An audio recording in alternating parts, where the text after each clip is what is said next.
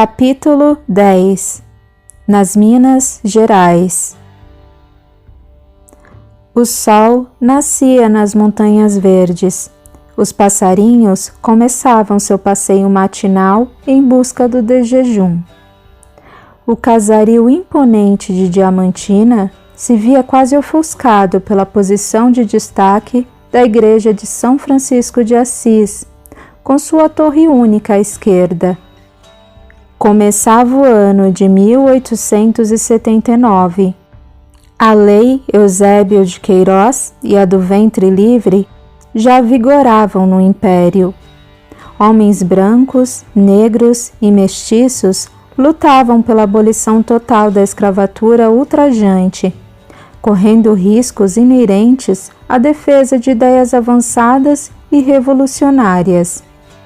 Grandes escravocratas, entre eles fazendeiros e mineradores poderosos, bem como mandatários políticos e membros da nobreza, persistiam em sua posição egocêntrica a custo do sangue de quem lhes cruzasse o caminho, e eram inimigos ferrenhos daqueles que, no anonimato ou não, vinham tornando real o sonho de liberdade. Naqueles tempos de lutas intensas, qualquer ajuda era bem-vinda, desde levar uma simples mensagem a tomar de assalto um navio cheio de armas ou diamantes, que eram revertidos em recursos em prol da abolição. Nesse clima tenso e laborioso, duas figuras femininas, trajando longos vestidos, como era o costume da época, chegavam à porta principal, onde havia o brasão da ordem franciscana, a coroa de espinhos, os braços e os estigmas. Com visível esforço físico, elas abriram a pesada porta e o espetáculo arquitetônico do grande sepulcro de Chica da Silva se mostrou. A imagem do Santo de Assis destacava-se ao centro, e nos nichos laterais viam-se Santa Maria Margarida de São Domingos. As moças aparentavam pouca idade e portavam vasto material de limpeza. Tratava-se de Clara e Clarice, as sobrinhas de Diocleciano, que se tornara irmão Daniel ao entrar para a ordem dos seguidores de Francisco de Assis.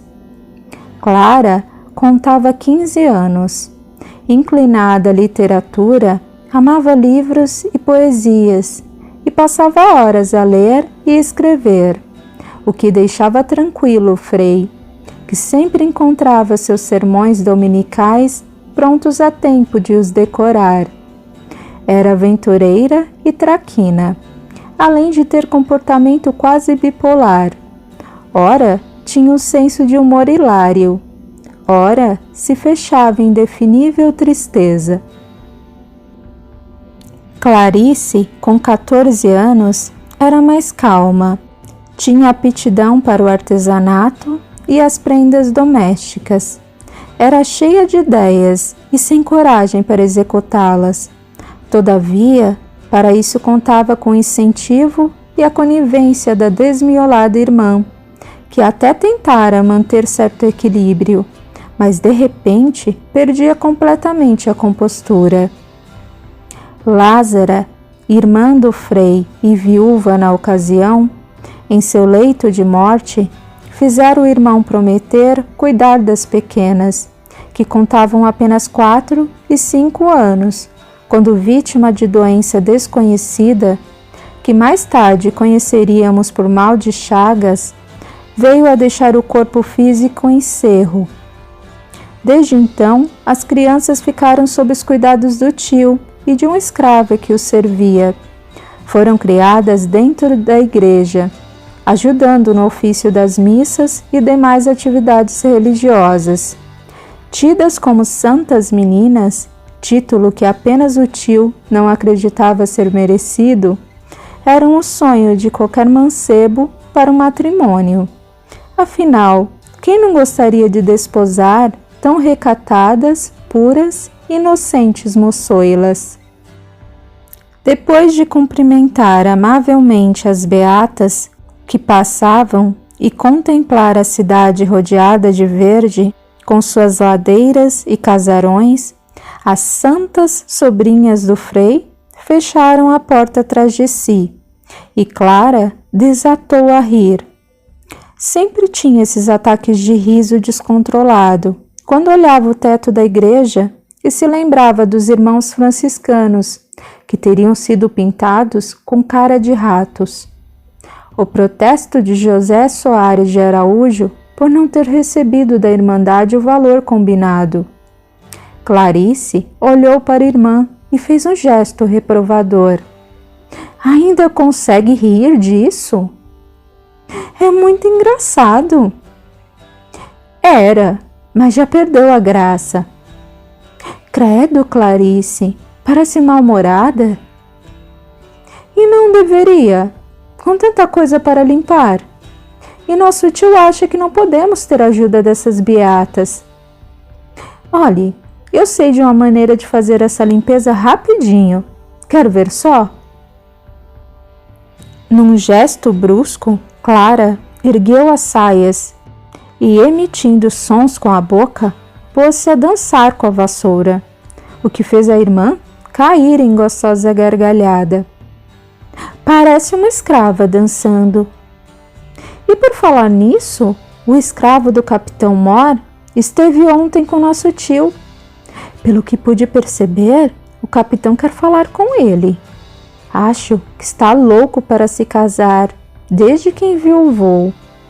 E vejo que está de olho em você. Está brincando? Acha que aceitarei casar-me com aquele asqueroso? Tenho idade inferior à da sua caçula. E depois, você sabe muito bem que eu quero desposar um homem lindo e loiro. Eu prefiro um homem de pele morena e braços fortes. Esses loiros são muito delicados. Não fale besteiras. Case-se então com um escravo. E você com o Capitão Mor. Ele é branquelo e tem até os olhos azuis. Prefiro ir para o mosteiro das Carmelitas. Ser esposa de Jesus é bem melhor. E ele também tem olhos azuis. Herética! Isso é coisa que se fale? Estou só brincando. Jesus não fica chateado com isso, não. Ele sabe muito bem que o ama incondicionalmente e de maneira transcendental. Acha que trabalho tanto nessa igreja porque nosso tio quer? Não. Faço isso por Jesus. Ele é meu escudo, meu brasão. Entendeu? Sim, santa. Entendi. Pelo menos tem o nome de santa mesmo. Tio Daniel me deu este nome por ter sido da companheira de São Francisco. E o meu também foi dado por ele. E lembra a mesma santa. Então está resolvido. Não somos as santas sobrinhas do Frei? As irmãs riram sem controle e de repente pararam para aguçar os ouvidos. Sons de correntes vinham da sacristia. Fantasmas? Daqueles que arrastam correntes? O barulho se repetiu e uma voz se fez ouvir, sussurrada e ofegante. Às vezes chorava, tomada de completo desespero. Jesus, ajuda, nega. Sei que o Senhor pode quebrar essas correntes. Ajuda, nega, nosso Senhor. Parte esse ferro. A cena era desoladora. Na sacristia, ajoelhada em frente à pintura de Silvestre de Almeida Lopes, que retratava o padroeiro em êxtase ante o Cristo crucificado, uma negra jovem, com gravidez avançada, prostrava-se de joelhos. Os braços acorrentados elevavam-se acima da cabeça, como esperar por um milagre. Tinha ferimentos superficiais por todo o corpo e o sangue escorria em filetes da boca e do nariz, denunciando espancamento recente. A respiração acelerada e a pele escura, brilhante pelo suor, deixavam claro que estivera a correr desesperada. As duas irmãs olhavam para a cena comovente e a escrava, de olhos fechados, não percebendo a presença delas, continuava sua súplica. Quebra, Senhor! Parte esse ferro com seu poder! Ajuda a nega! Os milagres acontecem, não como queremos ou esperamos. Naquele momento, Jesus partiria as correntes. Ele pode cortar correntes, fazer curativos, providenciar pão, agasalho e remédios. Ele pode encurtar distâncias e pode até nos carregar nos braços. Para isso, porém, precisa de ajuda e boa vontade de nossa parte. Ele precisa de nossa mão, de nossa ação. E assim, naquele momento, um milagre estava para acontecer na igreja de São Francisco. O milagre do amor que vence barreiras e quebra aguilhões. Bom dia! Desse modo, Clarice chamou a atenção da escrava, que logo que viu as irmãs, se entregou a sentido pranto. As sobrinhas do Frei foram tomadas de ternura pela fugitiva e choraram também, sem saber que ali estava alguém que já lhes fora, em outra encarnação, extremamente querido. Estejamos atentos às mãos que se estendem para nós. A bênção da reencarnação reforça os laços de família, pois nos une por amor. Aquele mendigo pode ter sido nosso pai, o leproso, nosso filho, o demente, nosso irmão. E mesmo que assim não tenha sido, qual o dever do cristão se não tomar a todos por irmãos? Clara e Clarice se abaixaram até a fugitiva, que, olhando nos olhos das duas, disse com um fio de voz: Nosso Senhor não quer quebrar esse ferro, não mereço. Ele quer, sim. Como não tem ferramentas, pediu que nós fizéssemos isso. Pode ser? Ou tem de ser ele em pessoa? A jovem não respondeu. Qual o seu nome? De onde fugiu? Benedita. Estou fugindo da casa do provedor. Poderoso! Clara exclamou pensativa. Deixe estar, vamos tentar ajudá-la. Nesse momento, fortes pancadas na porta principal deixaram as 3 mulheres sobressaltadas. As sobrinhas de Frei Daniel colocaram Benedita dentro de um confessionário que estava abandonado em um canto, desde que o novo e incrustado com belas pedras viera de Ouro Preto, capital da província imperial. Simulando tranquilidade, foram abrir a porta.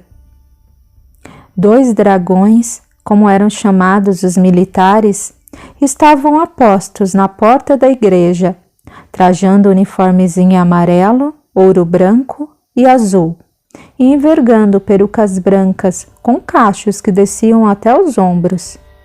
Tiraram o chapéu com escandaloso penacho branco e cumprimentaram as senhorinhas. Bons dias! Elas responderam, com expressão quase angelical nos rostos cobertos pelo véu branco. Não gostaríamos de incomodar as donzelas, porém, aqui estamos a mando do provedor, a fim de recapturar uma negra fujona, que ele inclusive vendeu para importante figura da província do Rio de Janeiro. E como poderemos auxiliar os nobres dragões, bem como nosso estimado provedor?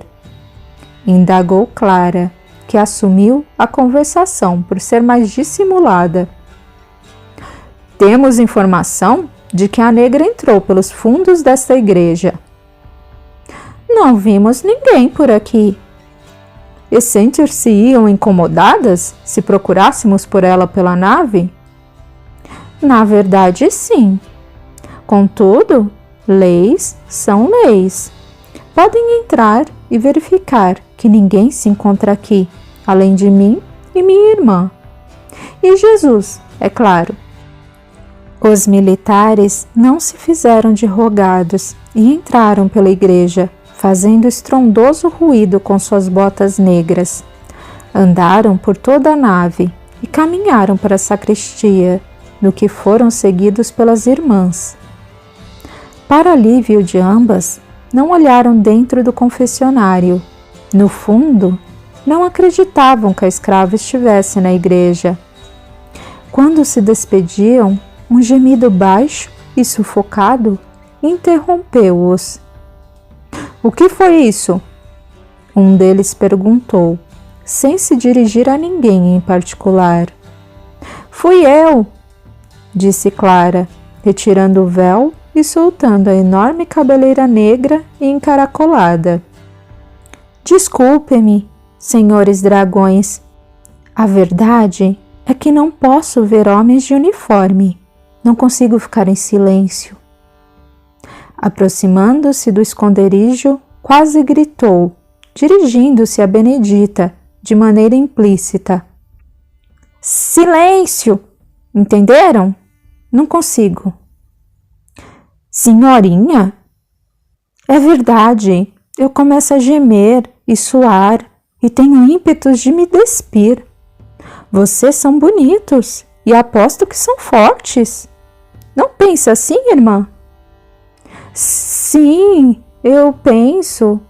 Clarice também tirou o véu e, forçando a manga do vestido, pôs à mostra o ombro alvo. Os militares estavam perturbados e a traquejada Clara tratou de os encabular ainda mais.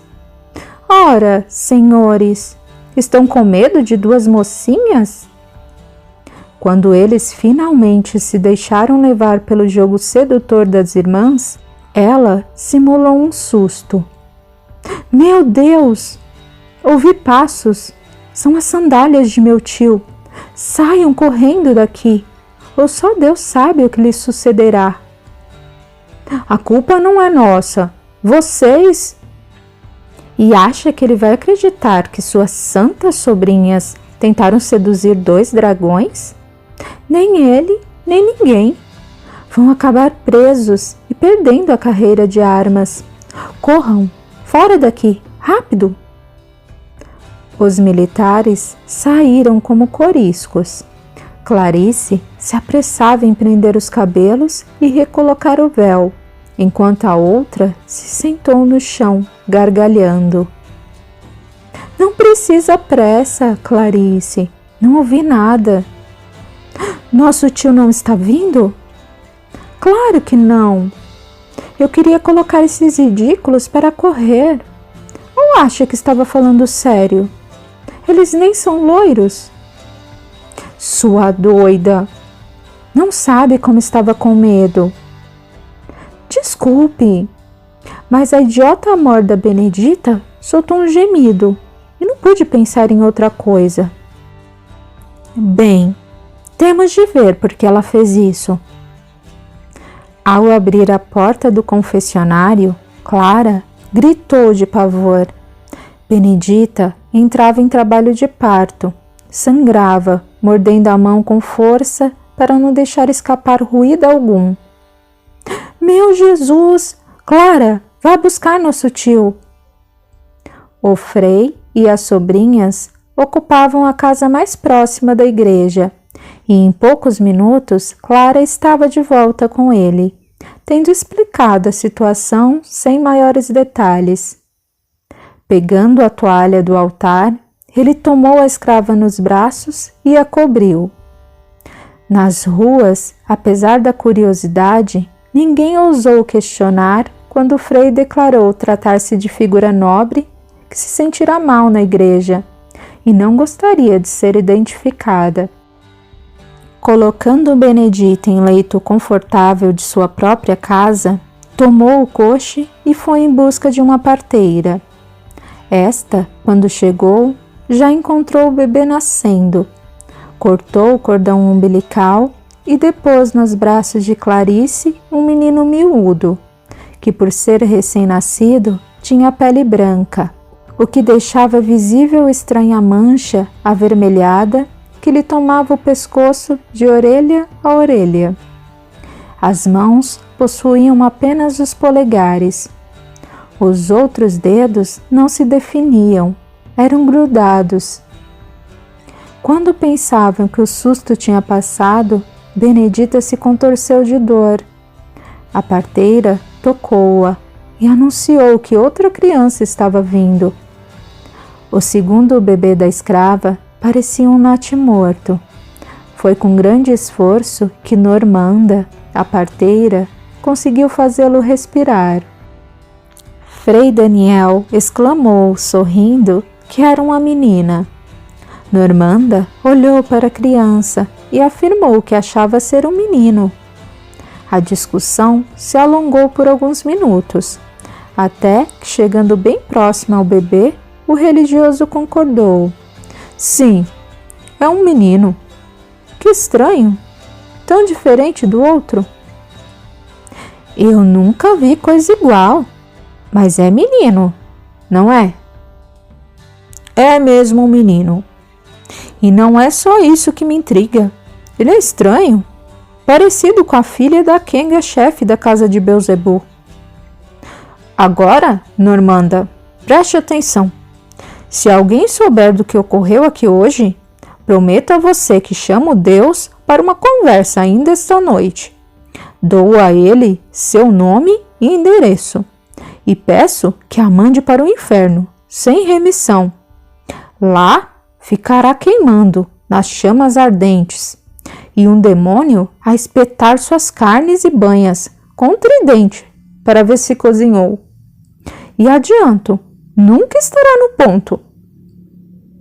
Assustada, a gorda mulher jurou por todos os santos que nem em confissão com o próprio Frei revelaria o acontecido. O segundo bebê, que foi entregue nos braços de Clara, havia nascido com síndrome de Down e hipogonadismo, dramas que, embora muitos vivessem, ainda não eram conhecidos pelo nome. Benedita chorou de tristeza ao ouvir esse diálogo. Normanda tentou consolar a parturiente, que, desconsolada, ouviu com atenção palavras de conforto do Frei. Quando anoitecia, os bebês foram entregues à mãe, e Clara, que não gostava da ideia de dormir, o que gerava muitas brigas com o tio, ofereceu-se para ajudar a cuidar dos garotos durante a noite. Por várias noites, o Frei, irritado com a sobrinha a ler até altas horas, chegou a desatar o cordão da cintura para dar-lhe um corretivo. Clarice, com quem a irmã dividia o quarto, ouvia suas conversas até adormecer. Quando ela se via sem resposta, aborrecida, tratava de conciliar o sono. Durante a vigília, Benedita e Clara decidiram que os meninos se chamariam Pedro e Paulo, em homenagem aos apóstolos de Jesus, e a última satirizou: se deixarmos para amanhã, tio Daniel decidirá que eles se chamarão José Francisco e Francisco José. Clara queria fazer perguntas, porém a escrava estava no limite da exaustão e, a contragosto, deixou-a dormir. Ainda leu por um tempo e depois, vencida pelo cansaço, adormeceu com o livro nas mãos até amanhecer, pois os meninos não deram trabalho durante a noite.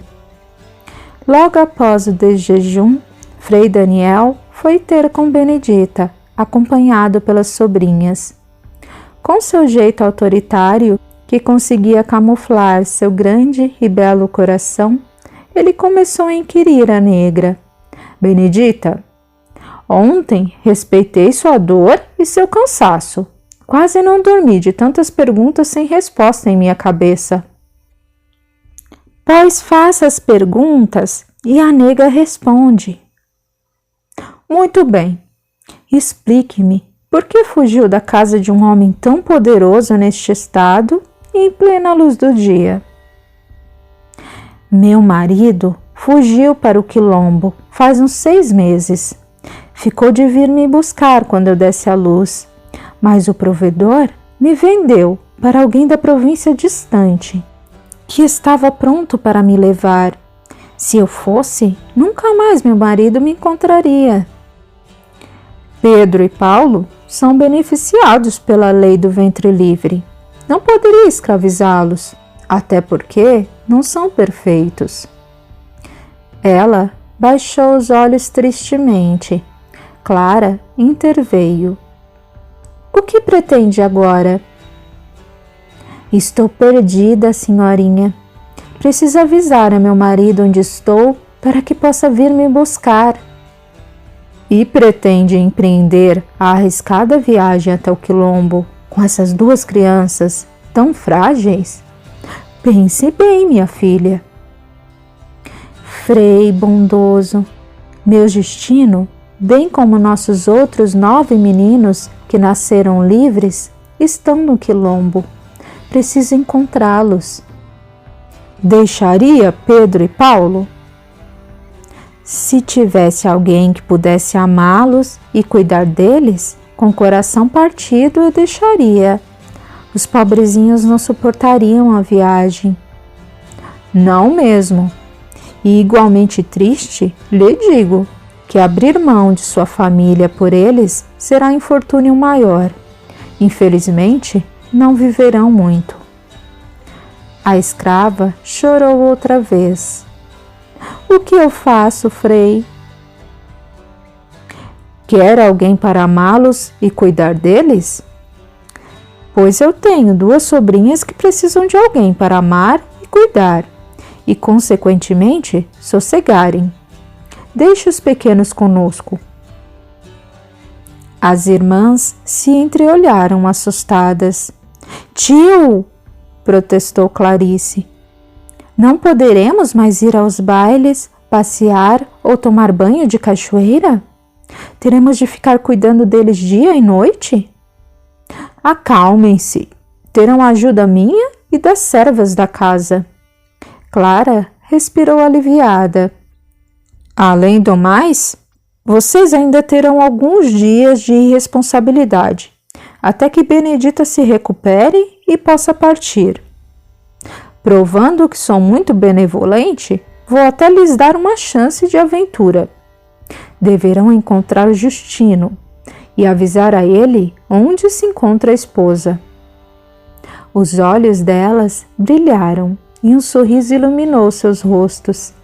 As feições, porém, mudaram radicalmente quando o tio acrescentou: Claro que deverão ser acompanhadas por um servo.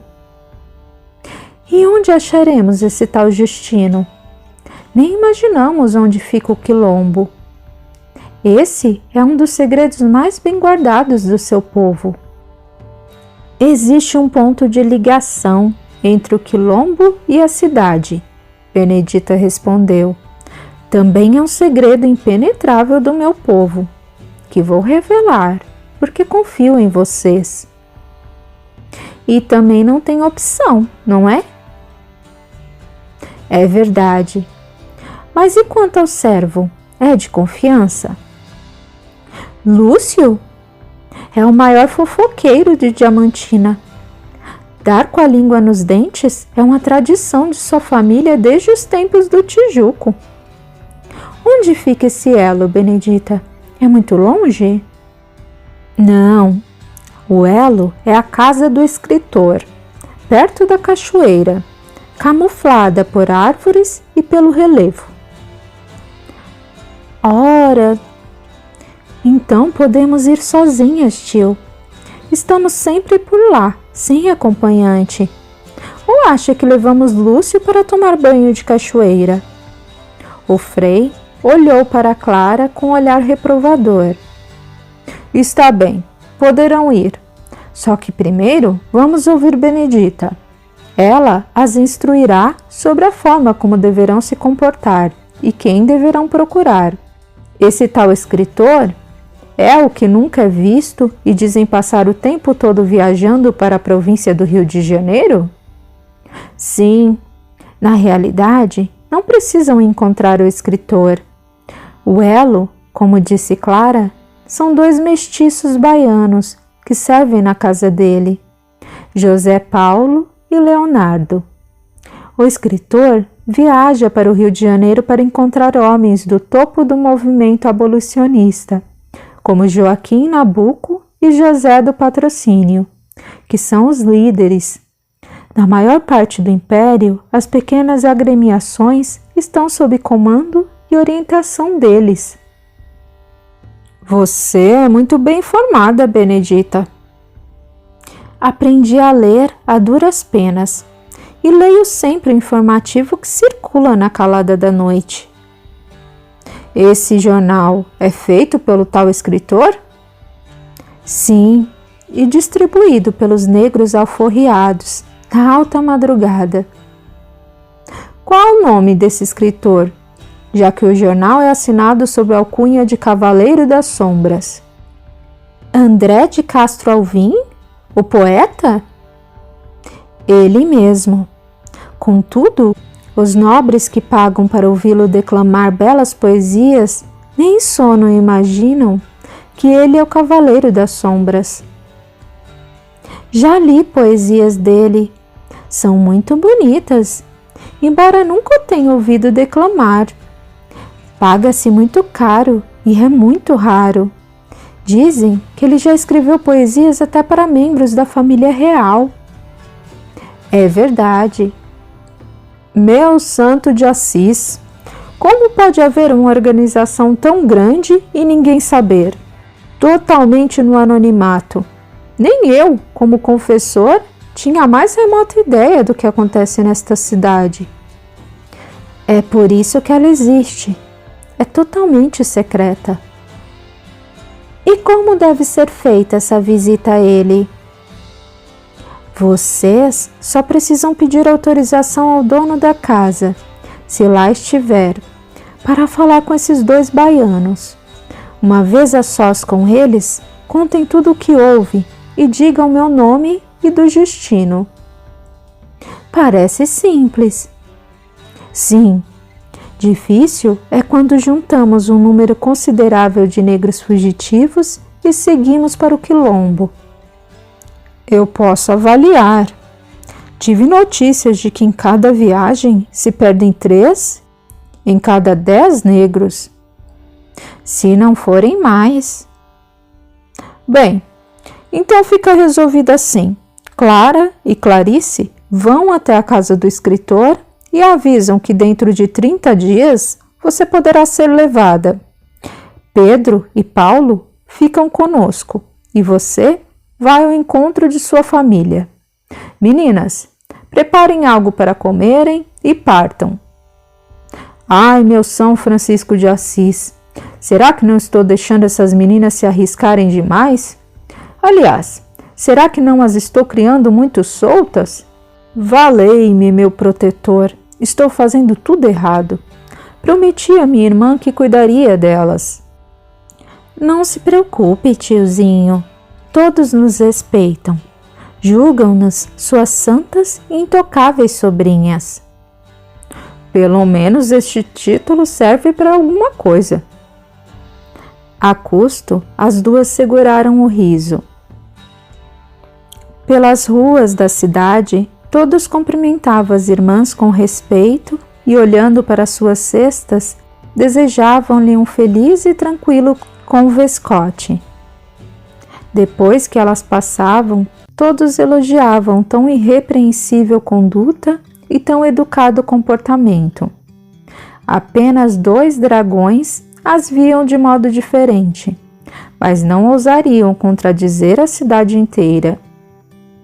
Tomaram um coche de aluguel que as levou até o fim da estrada. Dali, precisaram caminhar até a cachoeira, e pouco adiante se encontrava a casa do escritor. A Cachoeira dos Cristais É, sem dúvida, espetáculo inigualável da natureza prodigiosa daquela região.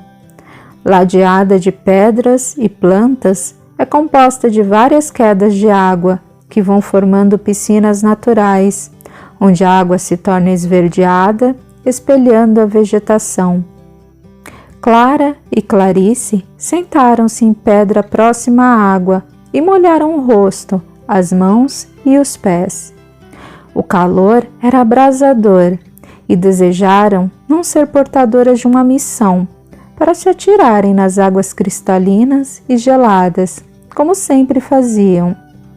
Naquele dia, entretanto, havia algo mais importante. Por isso, tão logo descansaram, atravessaram as águas pelas pedras que davam acesso ao lado oposto e seguiram por mais algum tempo até avistarem, escondida na vegetação, como havia descrito Benedita, o casarão branco de 2 pavimentos com vidraças vermelhas. Fabuloso! Clara falou, quase num sussurro. A casa não possuía portão ou muros. A bela construção era camuflada pelo verde e embalada pelo som das águas. Clarice pegou a aldrava e bateu com força na enorme porta de madeira maciça. Alguns instantes e uma negra abriu, com rosto severo, sem sorriso, expressão até hostil, ela cumprimentou. Tarde! O que você quer aqui? Boas tardes. Precisamos falar com o Sr. André de Castro Alvim. Da parte de quem? De minha parte, Clara disse agressiva. Por quê? Pro que de parte de você não chega.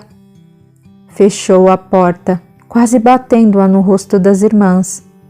Negra insolente, uma escrava com atos de senhora. Não é uma escrava. Dizem que aqui não existem escravos. E você foi mais insolente que ela. Isso não são modos de chegar à casa de alguém desconhecido. Deixe comigo. Bateu novamente. A mesma mulher atendeu. Outra vez? Desculpe-nos. É urgente falarmos com o dono da casa. Trata-se de uma negra fugitiva, de nome Benedita, que está sobre nossos cuidados, precisando de uma ligação entre a cidade e o quilombo, onde vive sua família.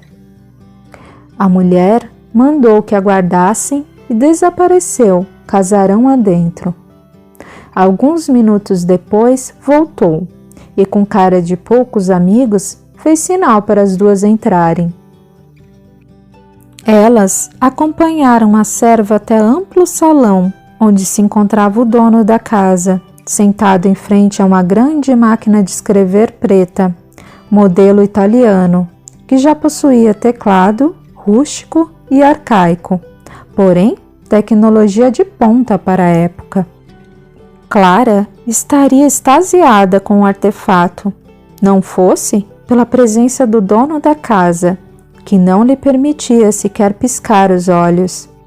O escritor André de Castro Alvim era belo jovem de aproximadamente 25 anos, com pele extremamente branca, cabelos loiros e olhos muito azuis. A moça parecia em transe e não respondeu ao cumprimento do anfitrião, até que a irmã despertou da posição estática, batendo o cotovelo em seu braço. Desculpe-me, senhor. Meu nome é Clara. Encantado. E estava mesmo. O escritor beijou a mão da moça, mas não a soltou. Ficou parada a olhar o rosto dela, que se tornou rubro. Que lindos olhos possui, Sr. André. Nunca vi iguais. Parecem pintados à mão. É que sou descendente de holandeses. Na Bahia e em Pernambuco há muitos olhos como os meus. Senhor André, interveio Clarice, que já estava irritada com a ousadia da irmã. O motivo de nossa visita? Desculpe-me, senhorinha. Realmente me perdi no rosto de sua irmã. É bela como a lua. A que vieram, além de encher-me a vista com tanta beleza? Clarice fez cara de desdém. Não simpatizara com o escritor. Não obstante, teve de assumir a conversação, posto que a irmã parecia flutuar. Viemos pedir sua autorização para falar com 2 de seus servos, José Paulo e Leonardo. É a respeito de uma escrava. Os assuntos abolicionistas me comovem, tanto que cedi minha própria casa para a causa. Vou mandar alguém levar a senhorinha até eles. Enquanto isso, convido Clara para tomar um refresco comigo. Não, minha irmã vai falar com eles junto a mim. Não vejo necessidade, minha irmã, já que você sabe de tudo o que se passou com Benedita. Aceito tomar um refresco com o senhor André e adoraria ver sua máquina de escrever, bem como seus escritos. Clarice teve ímpetos de matar a irmã, mas sem saída, emburrada, acompanhou a serva até os baianos. Eles estavam no porão da casa, onde funcionava a imprensa. Com paciência, trabalhavam.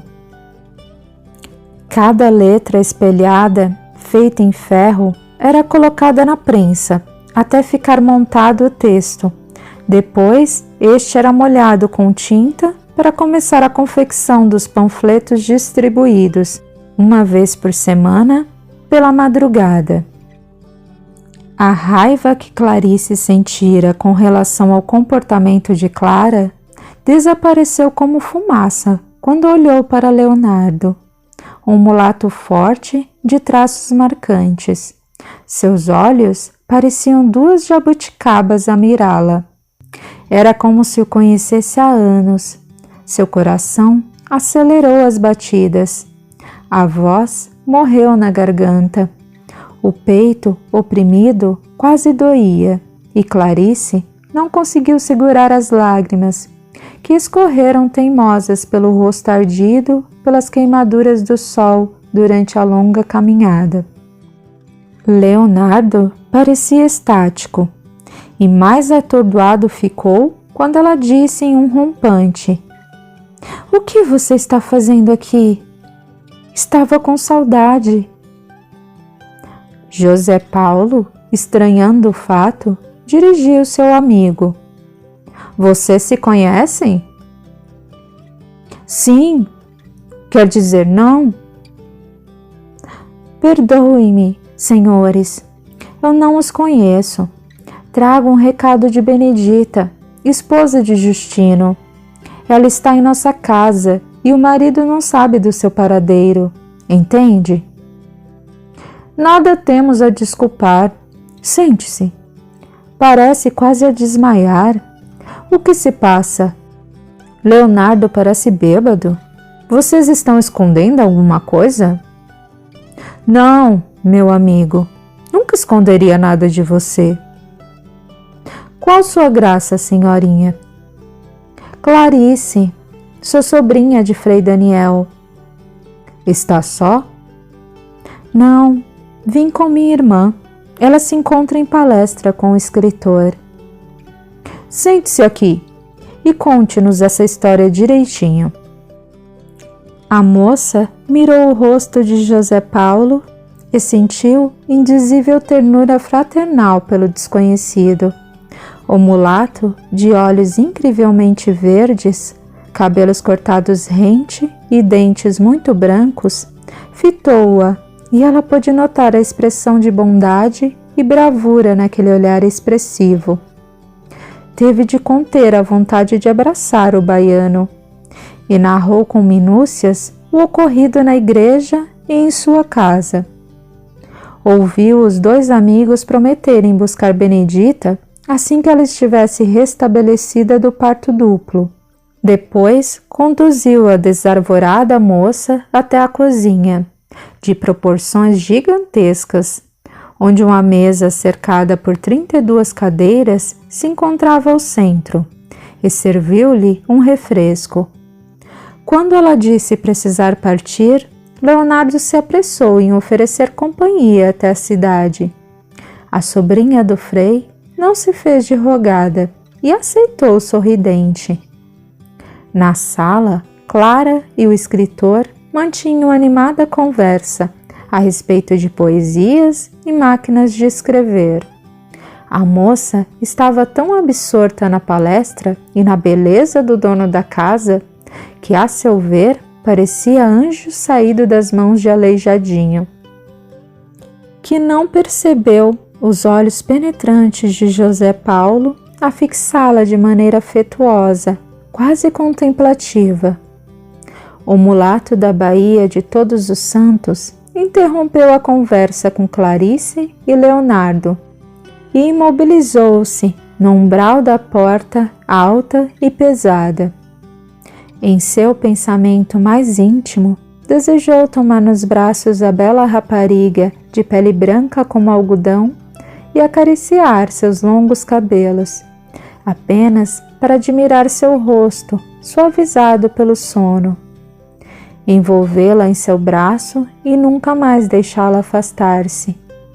Com ela e por ela, teria forças para lutar pela abolição e pela república, sem temer mal algum. Foi tirado de seu devaneio pela voz de Clarice. Está correto, senhor José Paulo? Mil perdões. Do que se trata? Estava falando sobre Benedita. Conversaremos sobre isso mais tarde. Não podemos planejar nada com tanta antecedência. Na empreitada em que nos encontramos, imprevistos são corriqueiros. Desculpe-me. Clara teve a atenção chamada pelas vozes e se voltou na direção dos recém-chegados. O olhar do abolicionista conseguiu segurar o dela por alguns segundos e a moça estremeceu. Imediatamente voltou os olhos para André, que lhe apresentou os servos com desdém. Tem belos olhos também, senhor Paulo, quase tão belos quanto os de seu patrão. Agradecido, senhorinha. Clarice, avisando a irmã da missão cumprida e agradecendo ao dono da casa, convidou-a a retornarem. Não muito satisfeita, a irmã aqueceu e, em companhia de Leonardo, partiram. Bem defronte à porta da casa do Frei, o acompanhante segurou a mão de Clara e esta entrou. Ao pegar a mão de Clarice, ele disse ternamente: Foi muito prazeroso conhecê-la, senhorinha. Espero que não se afaste da casa do escritor e eu possa ter novamente o contentamento intraduzível que sua presença me trouxe hoje. Parece que esperava por este momento. Senhor Leonardo, a partir de agora, me sinto acorrentada a essa causa. Se houver qualquer coisa em que eu possa ser útil, estou à disposição da organização. Já não posso afastar-me da causa abolicionista e do... Calou-se encabulada. E do... Preciso entrar. Por favor, senhorinha, complete sua frase e serei mais feliz neste momento do que com a desejada abolição total da escravidão. Ela continuou em silêncio, com as faces rubras de vergonha. Ele ajudou. É de mim que não consegue mais se afastar? Responda. Senhor, pelo amor do crucificado, não me deixe em tal situação. Pode tratar-me por Leonardo, Léo, se quiser. E quanto a mim, Posso tratá-la por Clarice? Depois de alguns segundos que pareceram séculos, ela respondeu: Sim, Léo. Não se importa com a minha cor? De modo algum. É linda sua cor. Olhando para todos os lados, a fim de certificar-se de que não estavam sendo observados, Leonardo segurou-a pelos ombros e beijou-lhe os lábios, rápida e docemente. Com o coração aos saltos, a moça correu para dentro de casa. Ele mirou o céu já estrelado e sorriu feliz. Naquela noite, foi Clarice que não quis dormir. Narrou o acontecido repetidas vezes para a irmã. Você, hein, Clarice? É mais nova e foi beijada primeiro. Isso não está certo. Gente educada é mesmo diferente. Sei que o senhor André também se interessou por mim. No entanto, não ousaria um gesto desses. Será que nós os veremos novamente? Será que nos casaremos com eles? O senhor André prometeu visitar-me. Léo não poderá fazer isso. É um negro. Mas deixe estar. Eu vou até a casa do escritor para vê-lo. E eu vou com você. Assim posso ver aqueles olhos cor de céu. Eu o achei muito arrogante. Talvez seja pouco modesto, porém é lindo. Parece um anjo saído das mãos de Antônio Lisboa, inteligente e parece ser muito rico. Importa-se muito com a aparência, Clara. Precisa rever seus conceitos. Não é bem assim. Tanto que disse ao senhor André que abraçarei a causa abolicionista. Pelos negros escravos ou por ele? As duas coisas. E você, está pensando nos negros ou no negro? As duas coisas. Gargalhando, elas trataram de dormir. Até mesmo Clara estava cansada demais. A madrugada já ia alta quando Leonardo chegou em casa. José Paulo estava sentado na sala principal, manuseando a máquina de escrever. O amigo parou e olhou para ele interrogativamente. Paulo, sei que pensa que escondo algo, que já conhecia a senhorinha Clarice. Não é verdade. Sabe que não colocaria em risco a causa. Eu lhe contaria se ela oferecesse algum perigo. Aquiete-se. Não penso isso. Algo estranho se passou quando vi a irmã dela. Parecia que a conhecia. Aliás, senti isso em relação às duas. Mas Clara me perturbou. Sabe o que se passa? Apenas imagino. Tenho lido alguns artigos que vêm da França. Estou muito interessado. Fala que vivemos muitas vezes. Reencarnação? Sim. Acha que podemos reconhecer alguém que já viveu conosco? Não seria bem reconhecer, e sim nos sentirmos atraídos por pessoas específicas. É como se nos buscássemos através de multidões e nos encontrássemos, aparentemente, por acaso. Contudo, é o resultado dessa busca que atrai um para o outro. Entendo. E não sei se isto deixará triste. É que a senhorinha Clara se mostra interessada em André. Ela se encantou com a bela aparência dele. É um túmulo pintado, como dizia o mestre. Mais cedo ou mais tarde, descobrirá isso.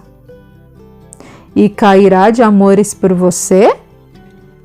Tenho certeza. Seria ela a mulher com quem sonhava quando criança? Sinto que é ela. Estou tranquilo, sei que é minha. Agora, vamos ao trabalho. Nesta semana, os panfletos serão distribuídos no domingo, nas igrejas, bem antes da luz do dia e da chegada dos fiéis. Será um forte apelo cristão anti-escravagista. Como fará isso? Sua amada, Clarice, nos ajudará. E acho que a irmã também, nem que seja por interesses pessoais. Elas farão os panfletos chegarem às principais igrejas de Diamantina.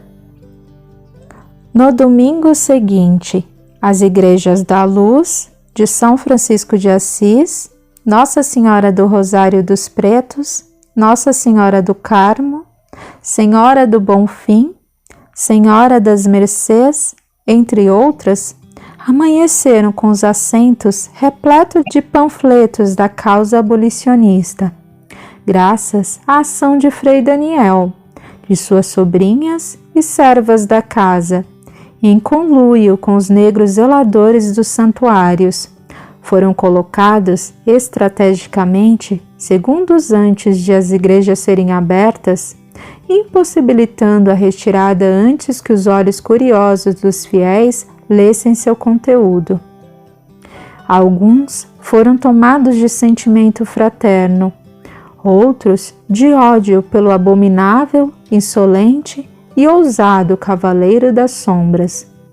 O papel tinha como cabeçalho uma citação evangélica: Eu já não estou mais no mundo, mas eles estão no mundo, e eu vou para junto de ti. Pai Santo, guarda-os em teu nome, aqueles que me deste, para que seja um, assim como nós.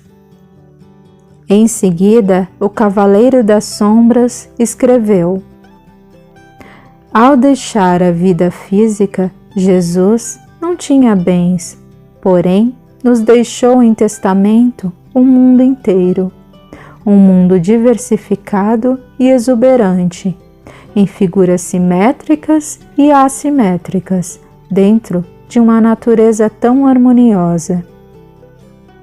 As pedras convivem com a água de maneira sublime, e o riacho ainda canta, orando pelo consistente mineral, que com calma e paciência molda na medida da delicada ninfa. As flores, de formas, perfumes e cores variados, vivem juntas, criando espetáculo de beleza encantadora que enche nossos olhos, na dissimilitude abundante, a nos surpreender pelo equilíbrio. Nas aves, que exuberância de plumagens diferentes! Quantos cantos diversos que geram harmoniosa consonância e nos chegam aos ouvidos com sucessão agradável de sons, sem comparação, nem mesmo com o dório, o frígio ou o lídio, que mais parece um hino ao Criador. Num encadeamento dos acordes inalcançáveis e instrumento musical algum.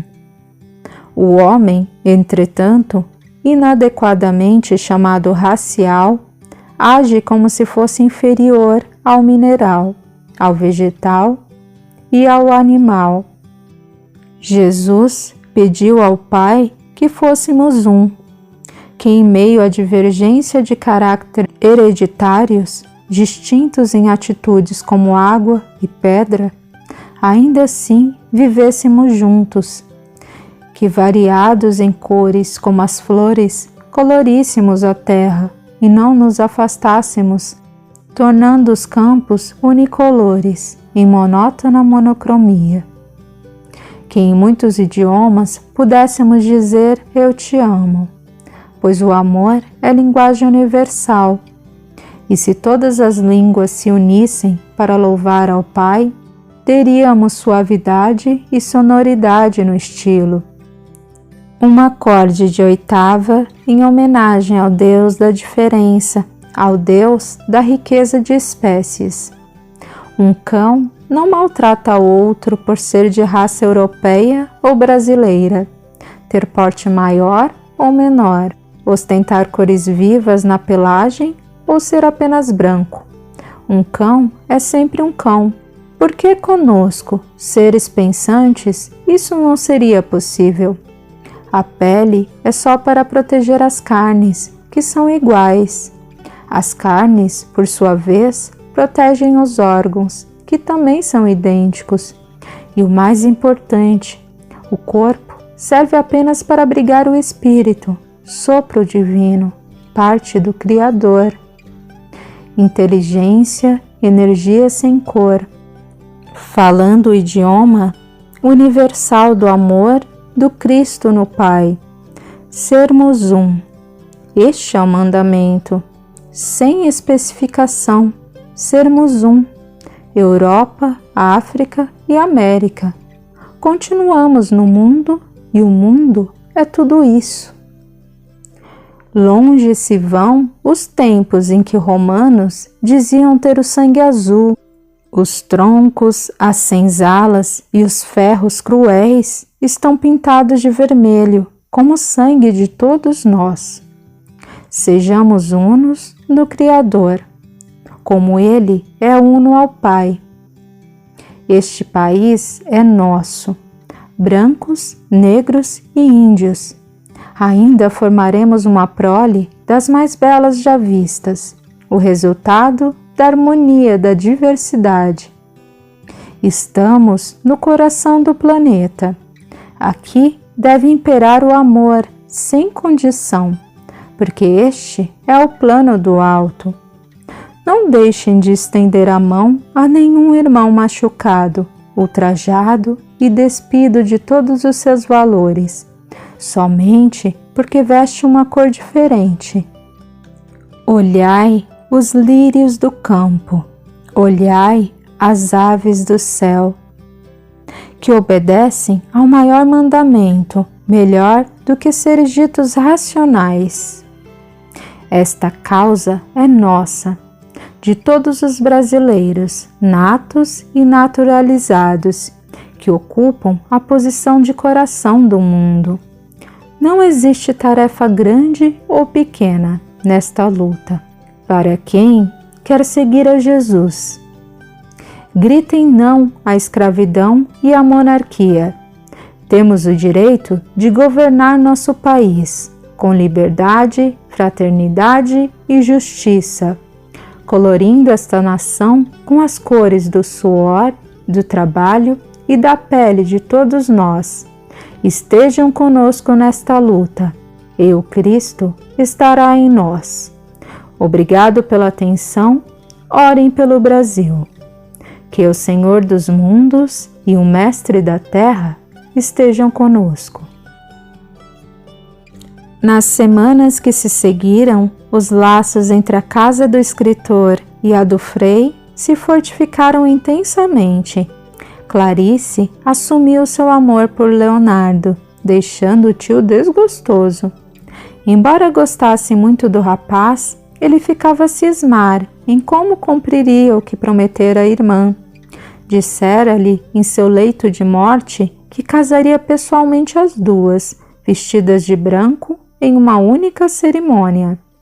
Ora, se as coisas caminhassem daquele jeito, como casaria as irmãs com noivos tão divergentes na mesma cerimônia? Uma queria o patrão, nobre fidalgo e íntimo das letras. A outra, um negro, servo do primeiro. Clara sentia indizível ternura por José Paulo. Amava-o como se fosse seu irmão consanguíneo. Não respondendo aos anseios do jovem mulato, que aspirava ao afeto conjugal da moça. O Frei dividia seu tempo entre assuntos da igreja e a causa da abolição, a que, com a ajuda de Clara, referia-se em seus sermões de maneira velada, que não o incriminasse, embora todos entendessem o recado. André havia partido para a capital do império, levando, camuflados nas bagagens, relatórios do movimento em Diamantina, além de textos inflamados sobre a abolição, que seriam publicados na Gazeta da Tarde. Clarice possuía importante informação sobre escravos nascidos após a lei do ventre livre, que eram mantidos prisioneiros na residência de ricos comerciantes de pedras preciosas, e convidou a irmã para irem à casa do escritor estudar a situação. Esta, alegando a ausência de André, não se mostrou entusiasmada. Todavia, acompanhou a irmã até a cachoeira e optou por esperá-la ali. Vendo-se completamente só, despiu-se e se jogou na água. Nadou até o cansaço total e então ficou de pé sobre as águas geladas da queda. Fechou os olhos e se sentiu subir aos céus. Aquela cachoeira era, para ela, parte de seu próprio corpo. Quando abriu novamente os olhos, pôde perceber José Paulo, parado, estático, olhando fixamente para ela.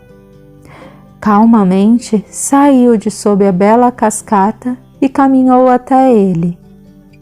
À medida que ela trocava os passos e se aproximava da beira da represa, o nível da água descia lentamente, revelando seu corpo, jovem e bem feito. Está aqui há muito tempo, Paulo? Há alguns minutos. Não vai se cobrir? Não. Se você está aqui há alguns minutos, é um pouco tarde. De mais a mais, não vejo essa necessidade. É meu amigo querido. Não me sinto envergonhada. E acredito que já deve ter visto muitas mulheres nuas, pois sei que anda de safadeza com as negrinhas fogosas do quilombo. Estou enganado ou tem ciúme das negrinhas fogosas do quilombo? Por favor, Paulo, por que teria? Eu só pensei, porque falou delas de maneira pejorativa. Está defendendo-as? Sim, já que a senhorinha as está ofendendo. Então estou certa? Sim e não. Não ando de safadezas com elas. Existe apenas uma, Abá, irmã de Aboré, rei do quilombo, candidata a minha esposa. Uma princesa do quilombo. Seu rosto mostrava desdém. Você é patético, Paulo. Vai se casar com essa nobre? A nobreza não é questão de título, muito menos de casta. A nobreza vem do coração. Abá é nobre de princípios, cultua o ideal da liberdade e da república. Cuida com desvelado amor dos feridos no quilombo. Tem o dom de falar com os espíritos e me ama de maneira sublime. Jamais ficaria nua diante de um homem que não fosse seu marido. Como pode estar certo disso? Chinavani, a rainha do quilombo, cuida dela pessoalmente para mim. E quanto à senhorinha, por favor, vista-se. Estou incomodando o senhor? Muito.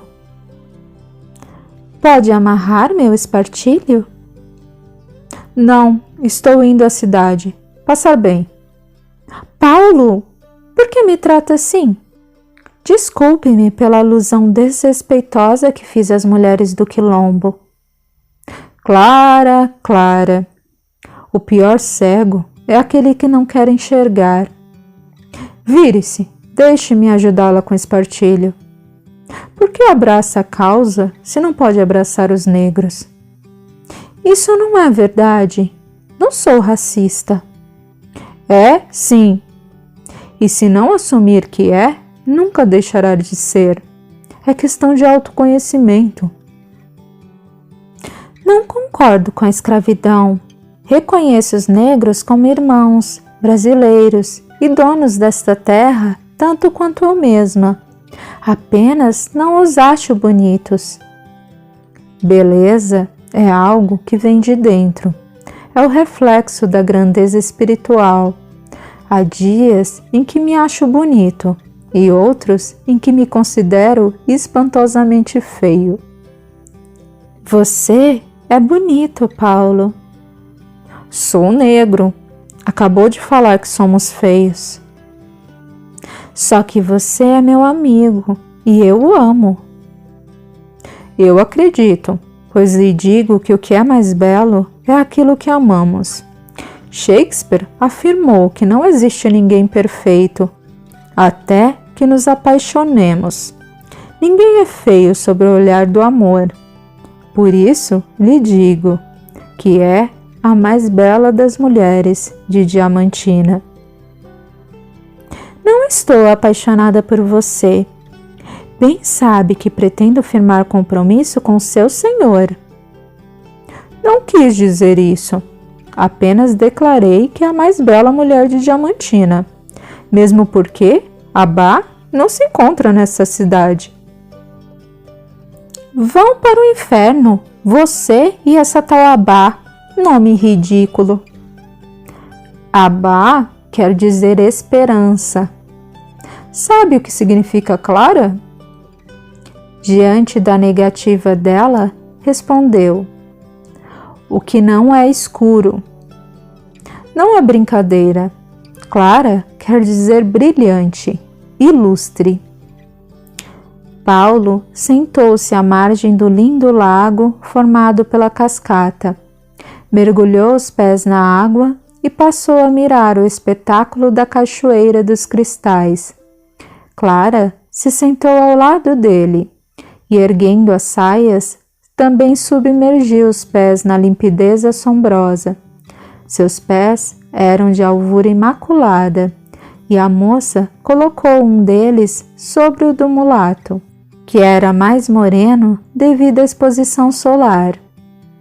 Ele sorriu ternamente e aproximou o outro pé da jovem. Olhe só, Clara, como a diferença é magnífica. Ela se opõe com harmonia. Como café com leite? E feijão com arroz.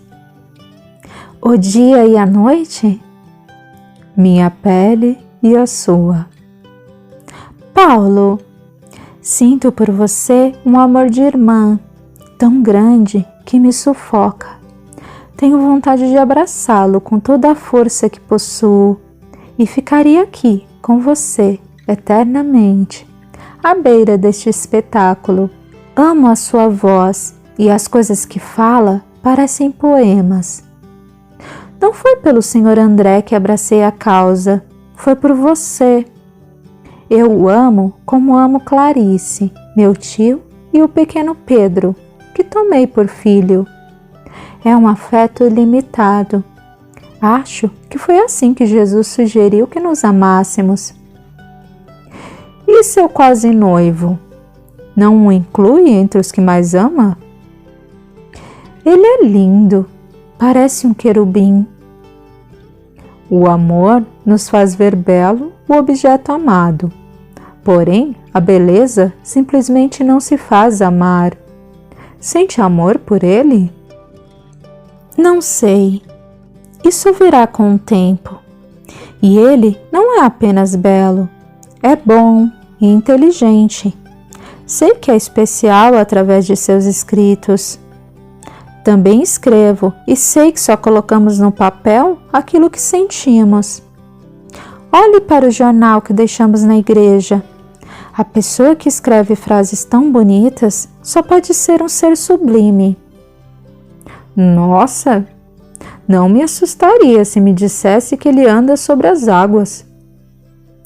Isso unicamente um homem fez. Não sei como, mas a história diz que fez. Acho que foi pela fé, já que Pedro não conseguiu. Fé. A minha é muito grande, Clara. Uma fé que me deixa tranquilo quanto a qualquer coisa. já que acredito que tudo está sendo supervisionado pelo Mestre. Quando parto com meus irmãos para o quilombo, não temo mal algum, por saber que se o plano maior for que cheguemos sãos e salvos, chegaremos. Se ao contrário, for hora de deixarmos a terra, nada poderemos fazer para mudar isso. Temos de lutar pela sobrevivência e não nos entregar às mãos do inimigo, o que seria suicídio. Devemos sempre fazer nossa parte. Entretanto, a decisão maior vem de cima. Confio plenamente na proteção divina e sei que Jesus não me deixa um só momento, pelo fato de que tudo que empreendo em prol de meu povo tem êxito. Logo, Ele está no leme da abolição. Agora, se eu tentar andar sobre estas águas, com certeza afundarei. Então não é questão de fé? Claro que não. Tenho para mim que naquele momento ele se mostrava apenas em espírito. A passagem narra que era noite. O mestre estava só no alto de um monte e já passava da 4ª vigília. Eu acredito que tivesse adormecido e deixado parcialmente o corpo. Devido ao seu nível de evolução, não se sentiria perturbado, como acontece conosco. Penso que conservava a lucidez nesse estado de emancipação. Ouviu os apelos dos companheiros e foi ter com eles, pairando acima das águas, dada a leveza do corpo espiritual. Mas Pedro tocou a mão dele. Já viu um espírito sem corpo, Clara?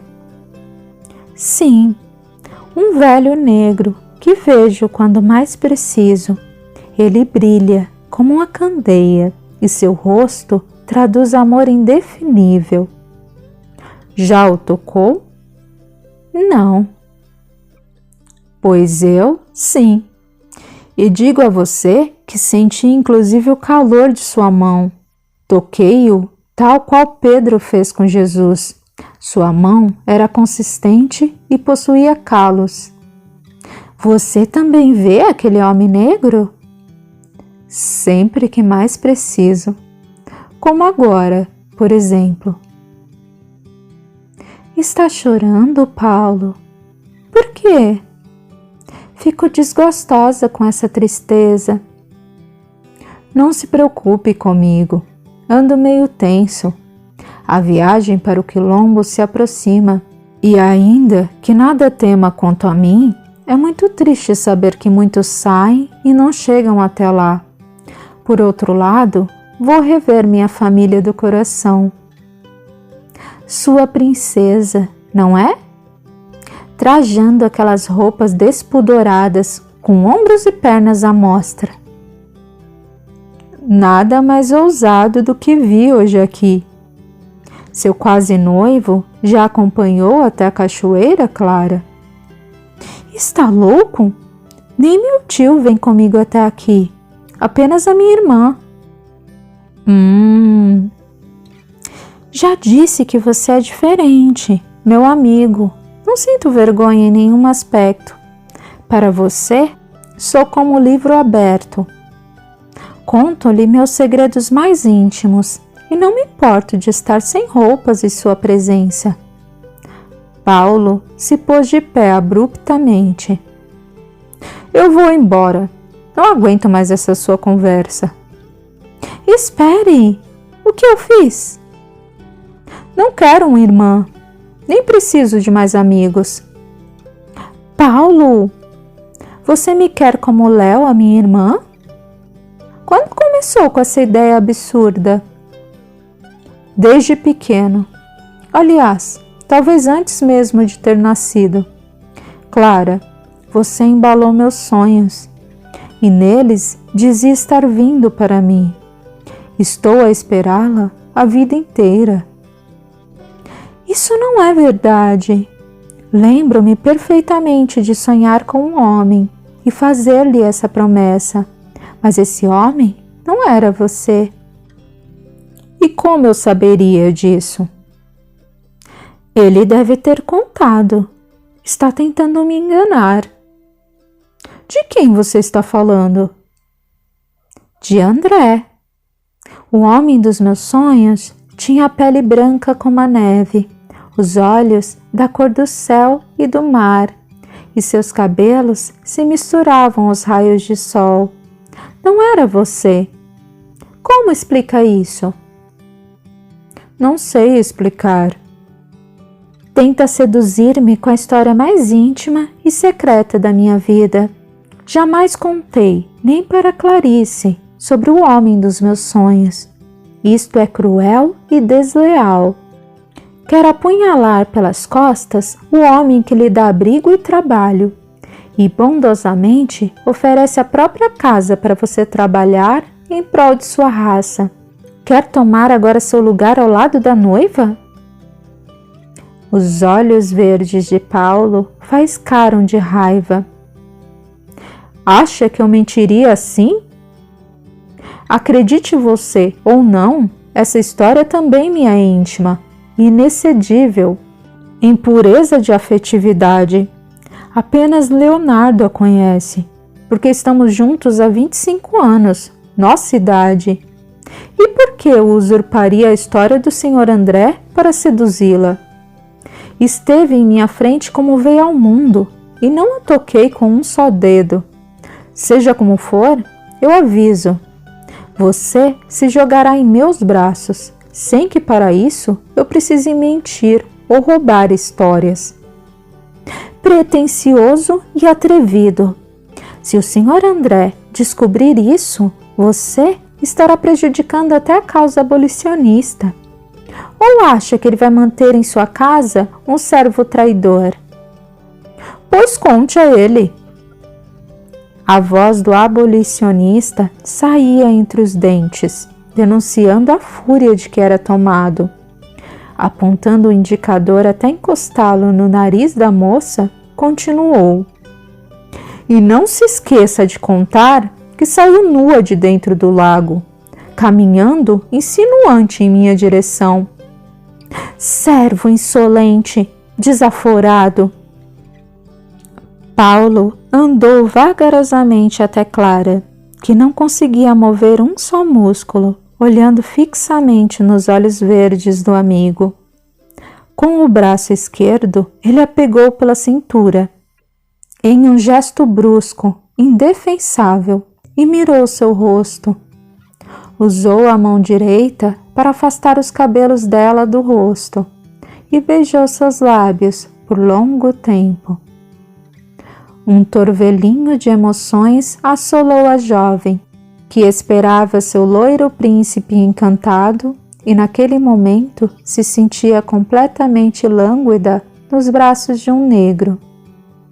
Quando Paulo abriu os olhos, viu diante de si a arredia e prepotente Clara, totalmente indefesa, de olhos fechados e braços jogados ao longo do corpo. Todo o peso dela estava em seu braço forte. Com um sorriso malicioso, soltou-a. A sobrinha do Frei se viu ao chão, em tombo espetacular, e olhando interrogativamente para o servo, ouviu dele: Não preciso de mentiras para seduzi-la, santa sobrinha do Frei. Seu quase noivo pode até ser lindo, mas nunca vai beijá-la desse jeito. Desgraçado, negro, feio e encardido, eu odeio. Não mesmo, você me ama. Dizendo isso, girou nos calcanhares e rumou para Diamantina, em belo cavalo branco. Deixou Clara a chorar de raiva e dor. Seus joelhos estavam esfolados e sangravam quando a irmã chegou. E mais raivosa ficou ao narrar o acontecido, aos prantos, mostrando os joelhos ralados. Clarice limitou-se a responder com sarcasmo: Ele não a derrubou, somente a soltou. Leonardo acompanhou as senhorinhas até a cidade. À noite, ao encontrar o amigo, descreveu os ferimentos no joelho da cunhada. Paulo se mostrou aflito. Disse não contar com a queda de joelhos. Imaginou que a moça cairia sentada. Por isso, no outro dia, bem cedo, apareceu na casa do Frei, levando consigo um líquido à base de alfazema. Encontrou Clara deitada na rede, de olhos fechados. O rosto expressava dor. Fora dispensada da limpeza do santuário. Os joelhos estavam inflamados e doloridos. Clara, vim pedir que me perdoe. Nunca pensei em machucar você. Não seria nem mesmo a última coisa que eu faria em minha vida. Imaginei que cairia sentada. Acredite, está doendo bem mais em mim do que em você. Quero que fique longe de mim. E duvido que possa estar doendo mais em você. A dor é insuportável. Ele se aproximou e ergueu seu vestido. Ao observar as feridas, seu semblante era de total consternação. 1000 vezes perdão. Com carinho extremo, ele molhou as mãos no líquido e tocou suavemente os joelhos da moça, que retraía as pernas no reflexo próprio de quem sente dor. Isto é alfazema. Auxilia a cicatrização, é purificante e repele insetos, além de ter cheiro agradável. Colocou o remédio na mão dela, enquanto pelo seu rosto corriam 2 lágrimas, que fez questão de esconder. Somos amigos ainda? Não disse que não quer minha amizade? Não desejo mais nem ser sua amiga. Só volto à casa do escritor quando ele estiver presente. Estou abandonando a causa abolicionista. Vocês, negros, que se danem. Não vou mais arriscar minha pele por vocês. Aliás, senhor Paulo, acho que lhe disse que entrei nessa empreitada por sua causa. Mas aquele que pensei ser meu amigo me machucou o corpo e a alma. Não se preocupe com meus joelhos. Não me doem mais que a humilhação que me infligiu quando me jogou ao chão naquele momento em que me encontrava tão... não sei o que.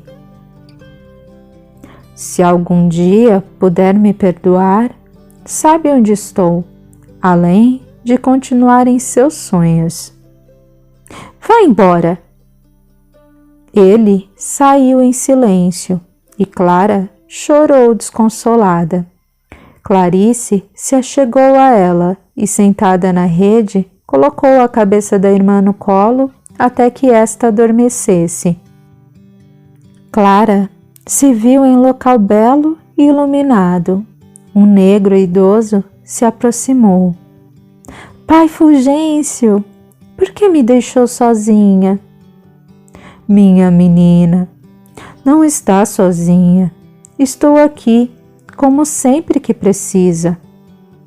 E sabe bem que o inglês se encontra a seu lado.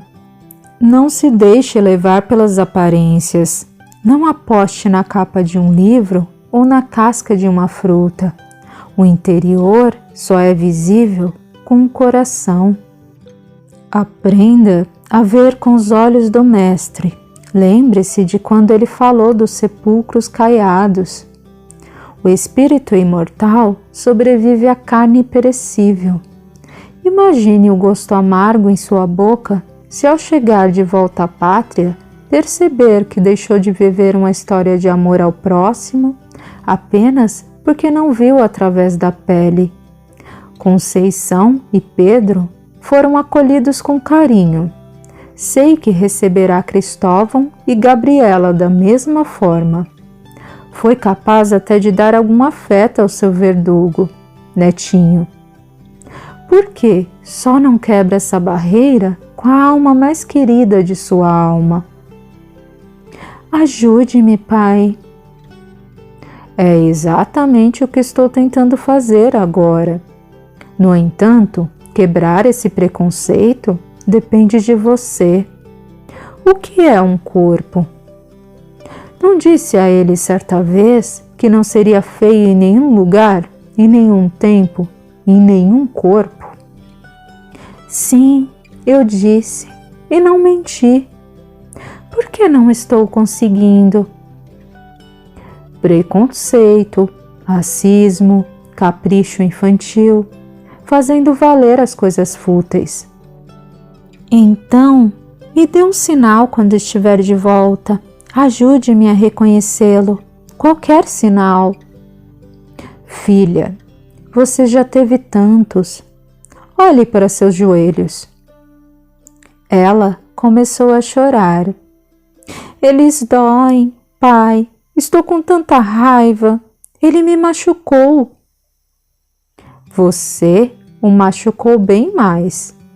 A dor moral é muito maior que a física. Dê-me os joelhos, vou aliviar sua dor. Enquanto o bondoso espírito tocava as chagas da protegida, partículas de luz se desprendiam de suas mãos. Agora volte. Ao acordar, se sentirá bem melhor. Vou dar-lhe mais um sinal, desta vez bem explícito. Um poema, Assunção. Atente para um poema. Ainda terá essa chance, mesmo que não esteja tão merecedora. Porém, não pode abandonar a causa. Mas são tantos poemas. Um poema de amor, em duas partes distintas, que na verdade compõem apenas um. A sua bênção, pai. Não me deixe só. Jamais farei isso. Amo-a profundamente, minha querida. E eu ao Senhor. Que Jesus a abençoe. Clara acordou com o rosto banhado em lágrimas. Emocionada, contou à irmã que sonhara com um anjo e que este lhe tratara as escoriações. Isso era tudo de que tinha consciência. As demais recomendações haviam ficado guardadas em seu inconsciente e despertariam no momento oportuno. Alguns dias se passaram. Quando os joelhos já estavam curados, Clara e a irmã passeavam com os gêmeos, seus filhos adotivos. A primeira segurava Paulo e Clarice carregava Pedro. A mancha avermelhada no pescoço do garoto se transformara em pequena fissura, como se alguém o houvesse ferido com uma lâmina de maneira superficial. Aquilo deixava a jovem agastada e, em conversa com a irmã, propôs uma troca de filhos. Cuide de Pedro e eu cuidarei de Paulo. Parece mais afinizada com este. Acho sua ideia brilhante. Sempre me senti mais enternecida por Pedro e você por Paulo. Acha errado trocarmos os filhos? Se isso nos fizer amá-los melhor, creio que não. A troca foi feita. Cada uma das irmãs cumpriria a programação da outra. Clara tomou a responsabilidade por aquele que fora o infeliz marido suicida e homicida da irmã, que por sua vez assumiria igual compromisso com aquele a que a outra aceitara receber para pagar com amor o mal que havia recebido do ex-irmão consanguíneo. Embora não tenham abandonado o propósito a que se sujeitaram de livre e espontânea vontade, inverteram os papéis. Não desampararam os pobres irmãos. Contudo, deixaram para a etapa subsequente o desabrochar da afetividade que nasceria do contato físico no ato de cuidar pessoalmente de seus desafetos. Por isso, convém não deixarmos para o futuro o que está em nossas mãos. A repulsa por determinada pessoa naquilo que frequentemente se afigura como antipatia gratuita, pode ser o despertador para que lutemos com afinco no intuito de superar desafetos do passado e vencer uma barreira à nossa própria evolução. Sentindo-se bem mais à vontade com os bebês trocados, as irmãs passeavam pela cidade, quando saído aparentemente do nada, um negro bem vestido as abordou, ofegante. Senhorinhas, foi Jesus quem as colocou em meu caminho. Estou sendo perseguido por alguns dragões e sou portador de uma mensagem da casa do escritor para Ouro Preto. Peço que aguardem consigo e mais tarde a apanharei na residência do Frei. Sem questionar, Clara, que jurara ter abandonado a causa, tomou o pequeno papel enrolado e o camuflou entre o busto e o espartilho. Tensas, as irmãs assistiram, a curta distância, à revista do negro pelos dragões, que para isso deixaram-no quase despido. Em seguida, o levaram preso, mesmo sem encontrar nada que o incriminasse. Como quem nada via, voltaram sorrateiramente para casa. Antes, porém, a trocista Clara mirou o dragão que havia estado na igreja, no encalço de Benedita, e piscou o olho, provocante. O militar sorriu de modo sugestivo, e Clarice conteve a custo o desejo de beliscar a irmã. Em casa, elas abriram o papel amarrado com fino cordão dourado. A mensagem era a seguinte: o sol se põe na montanha, as virgens se põem a esperar, à margem da estrada da sanha. De ferocidade tamanha, aguardam o fogo do amor passar. Permanecem à beira do caminho que liga o paraíso ao inferno, enfrentando o demônio interno que apressa o caminhar. E os demônios vêm aos pares, os pares já são milhares, trazendo o fogo do mar. Os anjos descem das alturas, abraçam as lutas tão duras para esse fogo roubar. Cada virgem está madura, estão perdendo a compostura e tomam o fogo para amar. André de Castro Alvim. As irmãs se entreolharam com cara de espanto. O que pode haver de comprometedor nesta poesia? Está claro como água, é uma parábola. Tem algum sentido abolicionista ou republicano? Será? Mas os dragões nunca iriam entender do que se trata. Nossa província nem tem mar. Alguém poderia decifrar. Existem na oposição pessoas pagas especialmente para isso. Precisamos devolver. Deve haver alguém esperando esta mensagem. Uma ação pode ser travada ou malograda sem ela. E o fato de a poesia estar sendo enviada quer dizer que meu quase noivo está de volta. Isso me desgosta. Estava tão boa a casa sem a presença dele. Cruzes, Clarice. Acho que está com inveja. Não se pode comparar o Sr. André com o Léo. Não mesmo. Léo é infinitamente superior. Fala-me coisas que me fazem perder o chão. É inteligente e bondoso. É lindo e me ama com loucura, assim como eu a ele. E ainda toca violão. Violão? Não seria viola? Não, é um instrumento um pouco maior. Por isso os portugueses deram esse nome, no aumentativo. É, na verdade, uma guitarra espanhola. Não adianta, você não entende nada de música. E antes que fale que tampouco eu entendo, digo que Léo está disposto a me ensinar. Deixe estar. André é tudo isso também. Não sei. Não gosto do jeito dele. E não me venha com poemas maravilhosos.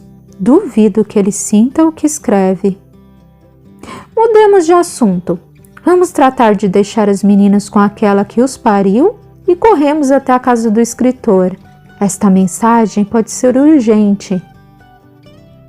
Nas proximidades da casa do escritor, Leonardo veio ao encontro das irmãs e, abraçando Clarice fortemente, falou com voz doce.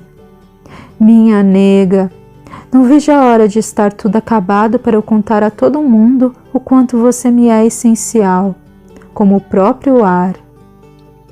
Nega? Clara riu, despeitada.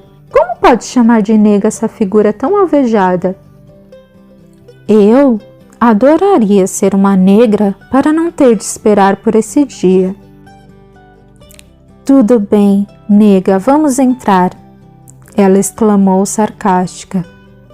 André estava na sala, bem como José Paulo. Quando entraram, Clara se dirigiu ao dono da casa, fingindo ignorar completamente o servo.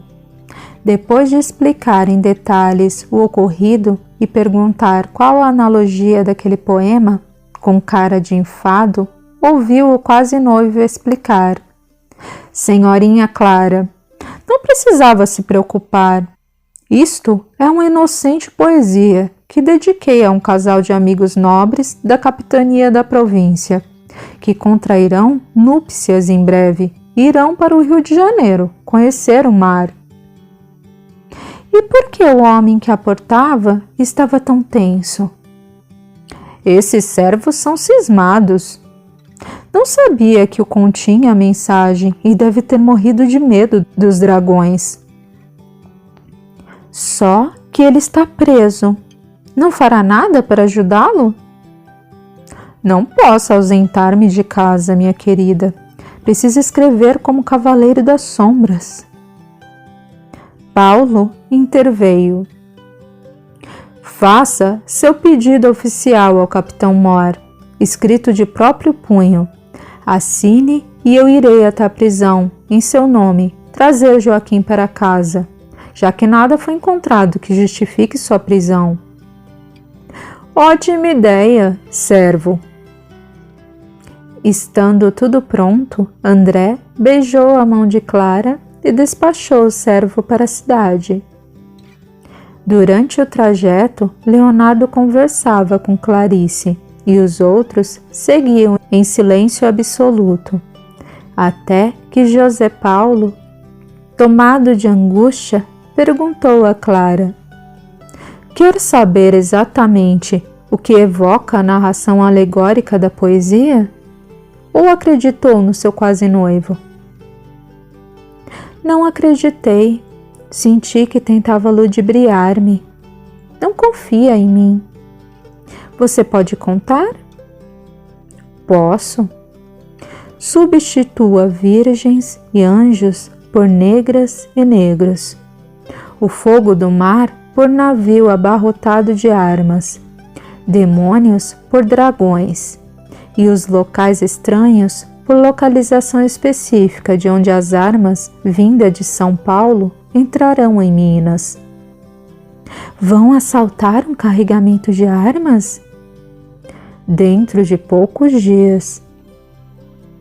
Você vai junto? Claro. Isso é perigoso, pode até morrer. Lutarei pela sobrevivência, porém Jesus está no leme. Se for preciso que eu ainda permaneça na terra, com certeza voltarei. E caso contrário, não há o que fazer. Deixe-me ir com você. Está louca? Nada entende de técnicas de guerra. Seria suicídio. Vou escrever o acontecimento para que fique na história. A abolição ficará na história. Fatos isolados não são necessários, muito menos a preço de sua vida. Paulo, espere por mim um minuto. Vou voltar à casa do escritor, mas entro e saio. Não me demoro. Clara entrou sem ser anunciada. André se achava na sala, examinando algumas gemas, que tratou logo de esconder da quase noiva. Assustado, olhou para ela e, tomando sua destra, beijou-a. Senhor André, tenho um pedido muito importante a lhe fazer. Peço o que quiser. Faça um poema para mim. Lembre-se de minha pessoa e escreva o que vai em seu coração. Amanhã mesmo vou até sua casa. Levo o poema em sua homenagem e peço ao Frei permissão para me tornar oficialmente seu noivo. Estamos acertados. Ao pôr do sol? Sim, ao pôr do sol. Frei Daniel esperava pelo escritor na grande sala do casarão, que dividia com as sobrinhas, 2 servas, os gêmeos e Benedita, que ainda aguardava a ocasião de ser levada para o quilombo. Clara, sentada ao lado do tio, tinha o peito opresso. Estava tensa com o acontecimento previsto. Seu coração acelerou quando André entrou na sala, acompanhado da serva. Cortesmente cumprimentou o Frei e a noiva. Travou conversação banal e entregou na mão da pretendida delicado papel lacrado com laço prateado. Seu poema, minha flor. Leia e saiba o que sente meu coração. Ela leu em voz alta. Somos 2 flores bonitas, tão juntas nascidas, espécies de escol, que dividem o mesmo galho, a mesma porção de orvalho, o mesmo raio de sol, vivificadas de um único sopro divino, traçaram o mesmo destino que um só anjo conduz, situadas no mesmo espaço, presas em eterno abraço, guiadas na mesma luz. Somos como o vinho e a uva, como a planta e a chuva, a mão no regaço da luva. Lua cheia e violão, almas que formam um par, como o rio e o mar, cancionista e canção, o romance entre a ave e o céu, da abelha como o mel, do corisco e o trovejar, como trovador e poesia, como a luz que completa o dia, e à noite a simpatia do nosso cruzeiro a brilhar. André de Castro Alvim. Magnífico! Exclamou o Frei. Gostou, Clara? É um poema primoroso, porém não tem alma. André empalideceu e o Frei corou de vergonha. Menina, como fala uma coisa dessas? Constrange o nobre escritor que lhe trouxe tão gracioso mimo. Estou apenas sendo sincera. Como excelente escriba, ele sabe do que falo. É como se o poema acabasse bruscamente. Não pode ser assim. Todo poema tem de caminhar para o final de maneira harmoniosa e na última frase tem de ter sentido completo, deixando o leitor satisfeito. Este, entretanto, termina de súbito, não prepara o leitor para o fim. Entendem? Não, os dois responderam em uníssono. Não posso explicar com palavras. Os poetas e escritores entendem bem isso. É coisa de alma. Senhor André, estou muito agradecida pela sua boa vontade, mas com a sensibilidade que possui, sei que compreende o que quero dizer. Não consigo traduzir em palavras. A verdade é que, embora gracioso e airoso, o poema não tem alma. Quanto mais ela buscava justificativas, mais rubro de vergonha ficava o Frei. Foi quando um alarido entrou pela janela, vindo da rua. Uma mulher gritava impropérios de toda sorte e a criançada fazia algazarra ensurdecedora. Em qualquer outra ocasião, o franciscano se assustaria. Naquele momento, porém, sentiu alívio, pois a atenção se desviou da indelicadeza de Clara. A rua parecia um quadro dantesco. Uma mulher, vestida de andrajos, imunda e com os cabelos em completa desordem, gritava palavrões às crianças que troçavam dela, atiravam-lhe bolas de lama e gargalhavam de forma histriônica. Ela voltou! Meu Jesus! Pensei que essa mulher estivesse morta. A condessa voltou. Clarice apareceu na soleira da porta, excitada para dar a notícia, quando viu que já sabiam. Era impossível ficar alheio àquela confusão.